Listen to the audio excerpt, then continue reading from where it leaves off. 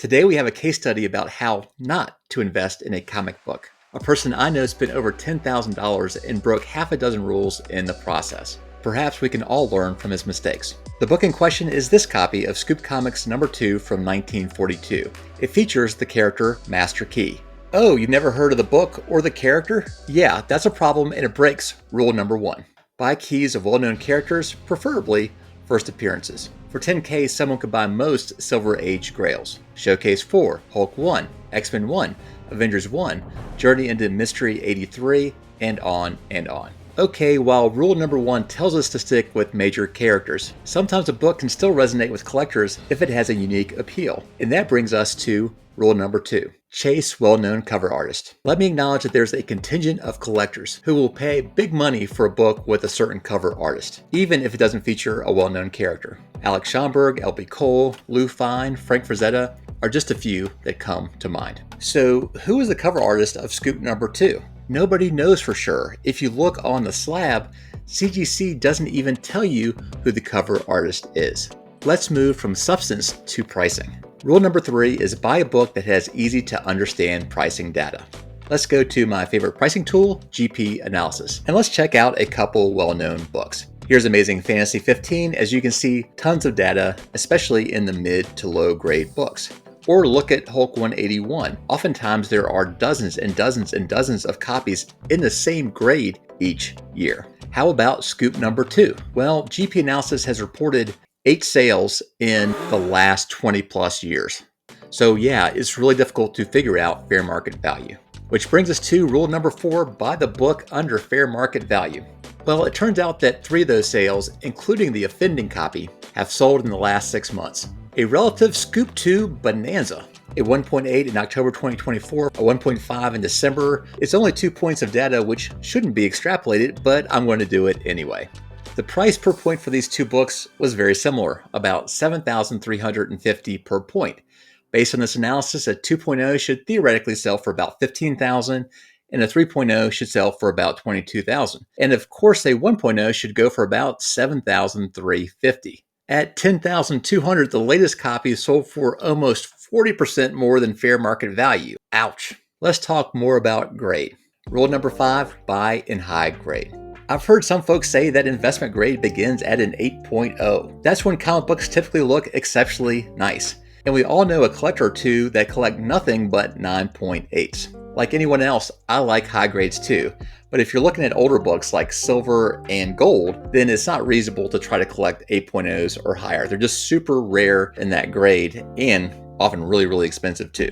But a 1.0, that is the bottom of the barrel. CGC defines this grade as a very poorly handled collectible with a heavy accumulation of major defects. So not exactly collector grade, if you know what I mean. The last broken roll is the most egregious. But before we get to this last rule, I'm going to share something exciting with you. We'll actually get an opportunity to talk to the person who bought this 1.0 Scoop 2. He'll have the opportunity to defend himself. Let's move on to rule number 6. Buy a comic with nice page quality. And a corollary, never ever buy a book with brittle pages. The gold standard for page quality is white. But like high grades, perfect page quality is hard to achieve for older books. Many Silver and Golden Age collectors find even cream to off-white pages acceptable. But brittle? That's the worst of the worst. A book that has pieces literally flaking off. Brittle pages aren't just an aesthetic concern. They can affect the longevity of the comic itself. If the pages continue to deteriorate, the book's value could plummet, making it an extremely risky investment. And I have some personal history with this issue. I once owned a slightly brittle copy of Detective Comics number 1 from 1937. The page quality bugged me so much that I had to sell it. But I didn't learn my lesson. A few years later, I bought a slightly brittle copy of Detective Comics number 31 at a 2.5. Even though the eye appeal looked good, it looked more like a 3.5, that slightly brittle pages really bugged me and I had to get rid of that as well. After the Tech 31 experience, I swore that I would never buy another comic with slightly brittle or, God forbid, brittle pages. You might be thinking that this buyer should be nominated for the worst purchase of 2025. And there's a pretty good argument for that. Who is this guy? A fool who plunks down $10,000 for a 1.0 brittle page book that most people have never even heard of.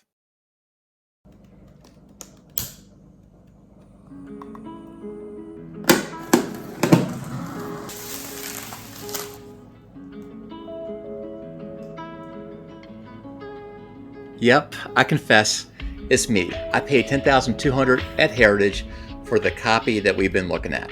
So yeah, I broke a ton of rules here, but sometimes in this hobby, you have to lead with your heart. Let me tell you 6 reasons why I still went for it despite all the red flags. Reason number 1, just look at that cover. It is beautiful. It rightfully deserves the classic cover designation by CGC. Hit Comics number 5 often receives more attention, and I love that cover as well, but put them side by side, I favor Scoop 2. Reason number 2, provenance. The book was once in the collection of John Burke, a legendary collector who contributed to our hobby immensely. I love following in the footsteps of giants, and if this copy was good enough for John Burke, well, I'll be damned, it's good enough for me too. Reason number 3, eye appeal of this particular copy. Yes, I know it's 1.0 with brittle pages, but my goodness, does it look good for grade. Very little detracts from the stunning image. In fact, looking at the front cover alone, it looks like an 8.0. Why is it a 1.0, you might ask? Let's take a look at the notes. All wrap split, brittleness full left of spine, moderate split bottom of spine. Without seeing the actual copy, if somebody said it's a 1.0 brittle pages, I would have either just shunned it outright or would have hoped to get this book at a considerable discount. However, the eye appeal was so strong that it overrode my disdain for the brittleness. Let's move to reason number 4, and that is Scoop number 2 is a legitimate rarity.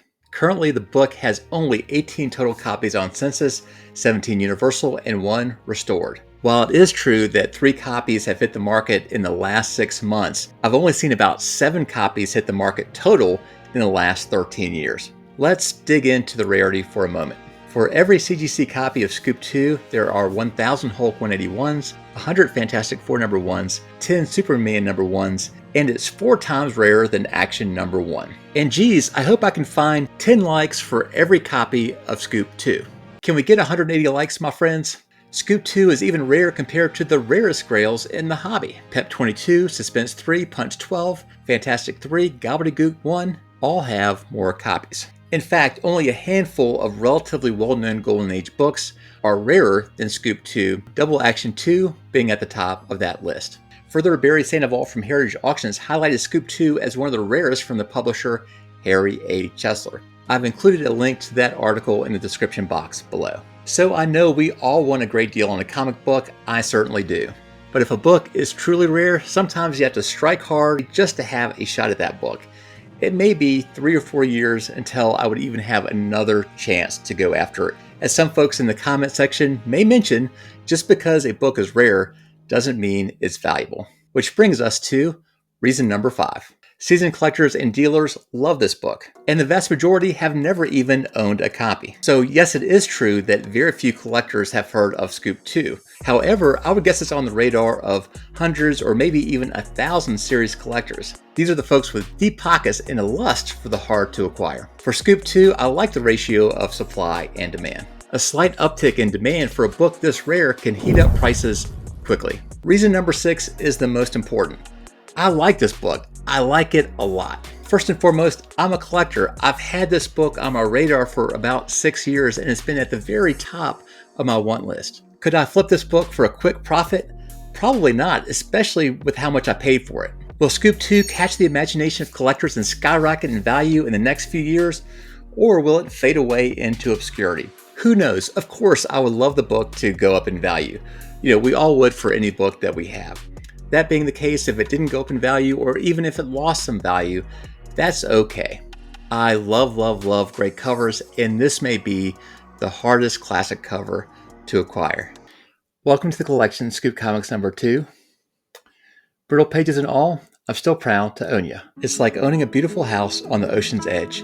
Of course, it's going to fall in the ocean someday, but damn, it's beautiful while it lasts. Do you think I made a good or bad decision? Let me know in the comment section. By the way, if rare comic books fascinate you, then check out this video where I featured the rarest, most valuable comic books in the hobby. Thanks for watching, and I hope to see you around real soon.